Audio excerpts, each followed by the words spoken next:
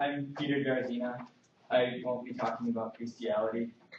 Um, I'm an undergraduate at Luther College in Decorah, Iowa. What I'm going to be sharing with you is a paper that I wrote last year in a first-year seminar course on the unit of critical animal studies. So this is kind of my first step into the overall discourse of this area of study. And this course was with Dr. Scott Hurley, who is presenting in the door next door. So if you're looking for someone with more authority, that's your time. All right. One day at recess, a stranger visits the school playground. Two first graders are enraptured by their new partner at play, a forlorn neighborhood dog. One following the other, the pair engage in a questionable but tenured activity. Stones in hand, they take aim with wide eyes and eager grins. Decades later, both lead entirely different lives. One a successful career builder, the other convicted for a violent crime. Historically, the alleged relationship between animal cruelty and interpersonal violence has been studied with the goal in mind of identifying a heuristic from which to proceed in proactivity and future prevention of such moral deficiency. First and foremost, we must abandon the idea of direct causation as a relevant approach. As Suzanne Argini-Lea, author of Delinquency and Animal Cruelty, Myths and Realities About Social Pathology, points out, for every child who abuses an animal and then shoots up his schoolyard, there are probably thousands of children who have abused an animal but have not gone on to shoot up their schools. Sociologist Arnold Arluke concurs, proceeding to report that for every study that purports to find a significant association between cruelty to animals and the impulse to violence, there is another study that finds no link. A study of 354 cases of serial murder found that 80% possessed no background of cruelty toward animals, as reported by anthrozoologist Hal Herzog. Furthermore, an analysis of 24 research reports performed by Emily Patterson Kane and Heather Piper revealed that while 35% of violent offenders exhibited a history of animal abuse, so too did 37% of the nonviolent control groups.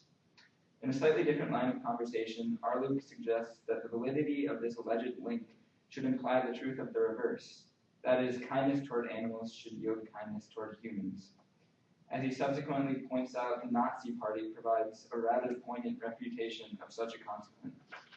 While they exhibited strict vegetarianism and an intense adoration for animals, they simultaneously demonstrated some of the most unimaginable and atrocious cruelty toward their fellow humans. Given that no direct path existing between the two phenomena is readily identifiable, why is this link proliferated and romanticized? Often referenced in the courtroom setting, it is true that many perpetrators of violent crimes have had a history of animal abuse. One theory posited by Lea suggests that the construction of a biographical narrative about a person who has perpetrated unspeakable violence will inevitably be impacted by selective observation. In the instance of such a selective framework, it is certainly possible that an isolated incident of animal cruelty is blown to the proportion of causality. Furthermore, it is not difficult to imagine that many may find solace in the identification of warning signs potentially leading to immoral behavior. The notion that just anyone could be capable of sociopathic violence is quite unsettling for most people, and many yearn for the comfort and assurance of an ultimate causal explanation for such moral treachery. The existence of a prior system that, like clockwork, transforms an innocent child to a callous killer provides support for this fantasy. The simple answer consequently becomes the most tempting one.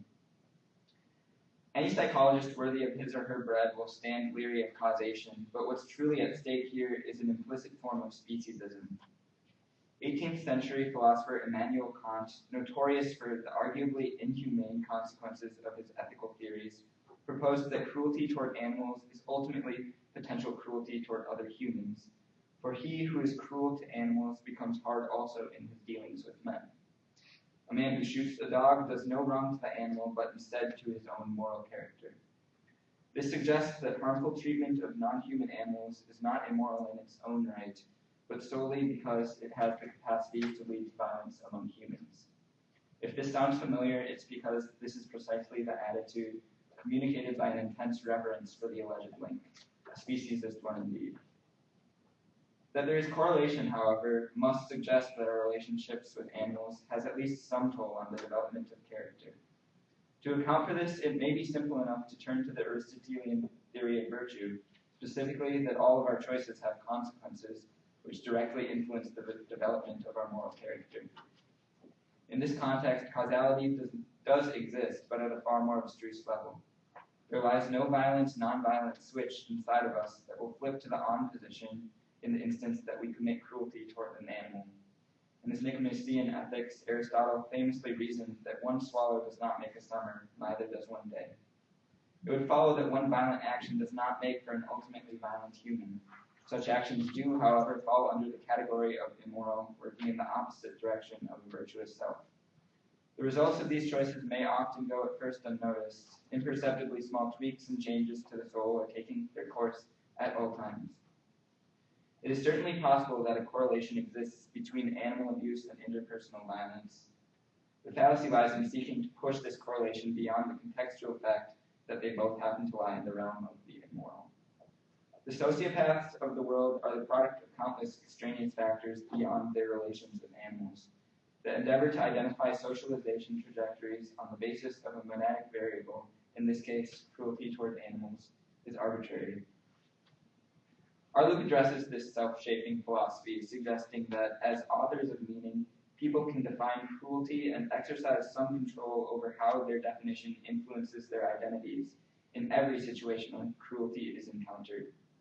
If cruelty's impact varies from situation to situation, he says, then there is no limit to the variety of ways that it can be used to shape identity, whether positively or negatively. Situational definitions of cruelty do not here imply utter subjectivity. It is clear that dissension exists in the conversation regarding a common definition for cruelty. The scientist differs from the activist, differs from the pet owner, differs from the farmer, and this is without even dipping toes in the turbulent waters of cross-cultural differences. What these dispositional qualities point to is the identification of principles.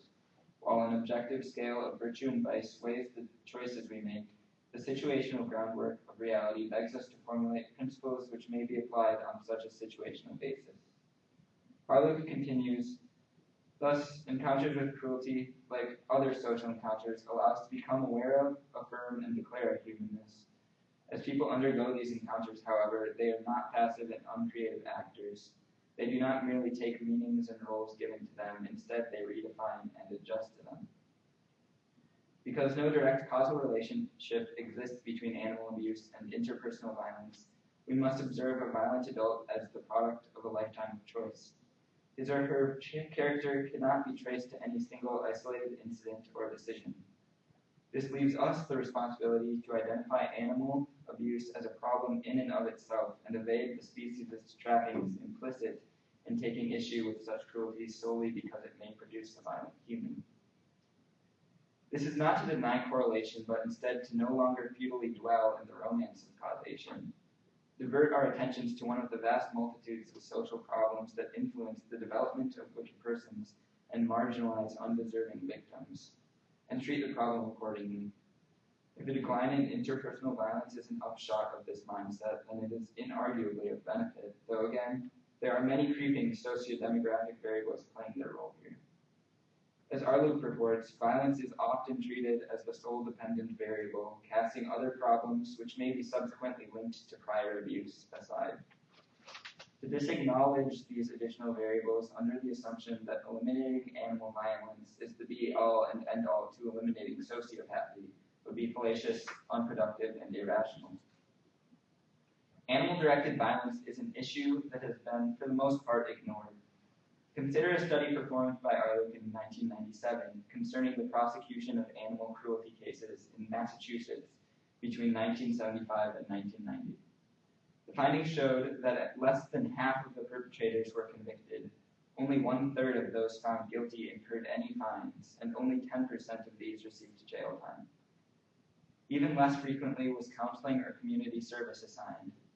At least partially contributing to the general indifference toward such cases are socially acceptable forms of animal violence that, on a sociological level, are taken for granted. This includes, but is not limited to, such activities as hunting, fishing,